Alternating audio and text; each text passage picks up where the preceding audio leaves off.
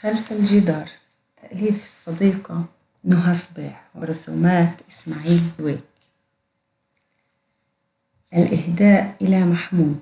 طفل من مصر، مأساته مزقت قلبي وغيرت مسار تفكيري، جعلتني أتجه للأطفال.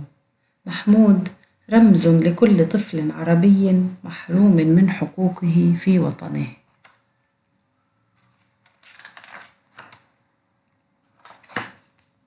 في آخر النهار وصلت الأغنام إلى المستنقع، لا تبدو فرحة كعادتها، كذلك هي مشمشة الصغرى بينهم. مشمشة عطشانة، لكنها ترفض أن تشرب من المستنقع، ترفع رأسها عنه بغضب وتنظر نحو السياج البعيد.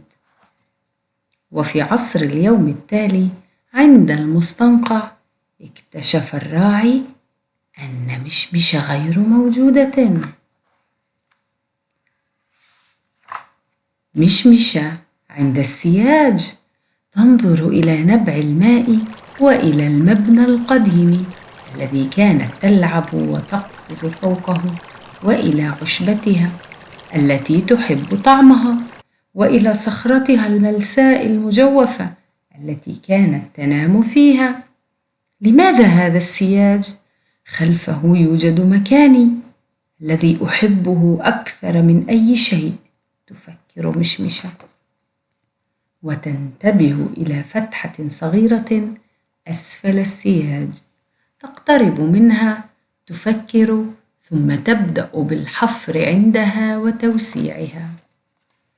وبينما هي تحفر تسمع صوت انفجار مخيف يتلوه صراخ غاضب يأمر بالابتعاد عن السياج. وفي نفس اللحظة تحس بيد لطيفة على ظهرها، فيهدأ خوفها، يحملها الراعي ويعيدها معه، لكنها ترجع، تواصل الحفر وتوسيع الفتحة، تنجح وتتمكن من العبور. تركض فرحة وتقفز من صخرة إلى أخرى، تأكل عشبتها وتشرب ماء صافيا. وحين أحست بالتعب استلقت على سريرها المحفور في الصخر، نعست فنامت. تصحو مشمشة فزعة على صوت انفجار وصوت آخر يصرخ ويأمر الجميع بالخروج من المكان. تخاف وترتبك، لكنها بسرعة تستعيد تركيزها وتركض نحو الفتحة. في الليل تقفز مشمشة من غنمة إلى أخرى فرحة، تهمس في أذن كل واحدة، تشرح لها كيف حفرت وعبرت وكيف عاشت يوما رائعا، وتقنعهم أن يذهبوا جميعا معها غدا. نهار اليوم التالي تصل الأغنام إلى السياج، فيجدون الفتحة مغلقة بصخرة كبيرة.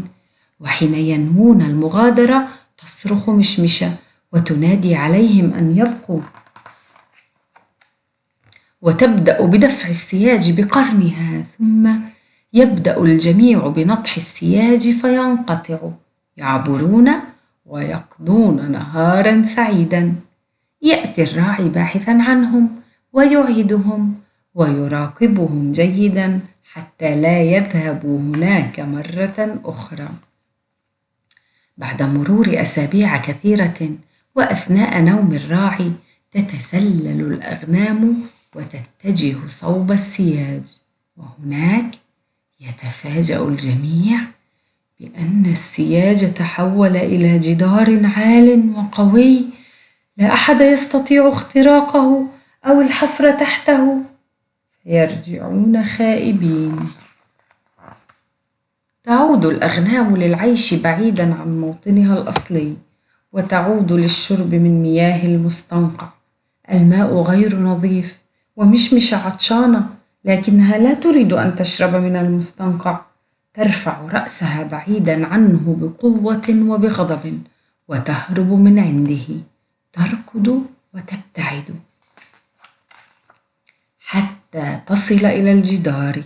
تبحث وتبحث ولا تجد أي منفذ، تكاد تبكي لكنها لا تبكي، بل تبدأ بتسلق التلال الملاصقة للجدار حتى تصل إلى قمته.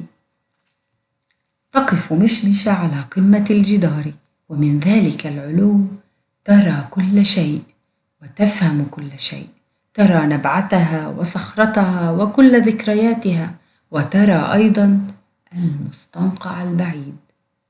هل أقفز؟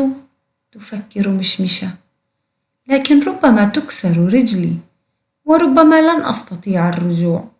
تحتار وتخاف، وأثناء صمتها وحيرتها تسمع صوتا خافتا عذبا كجريان الماء، فيخفق قلبها وتبحث عيناها في كل اتجاه، فتلمح تلة تراب عند آخر الجدار فتسرع نحوها.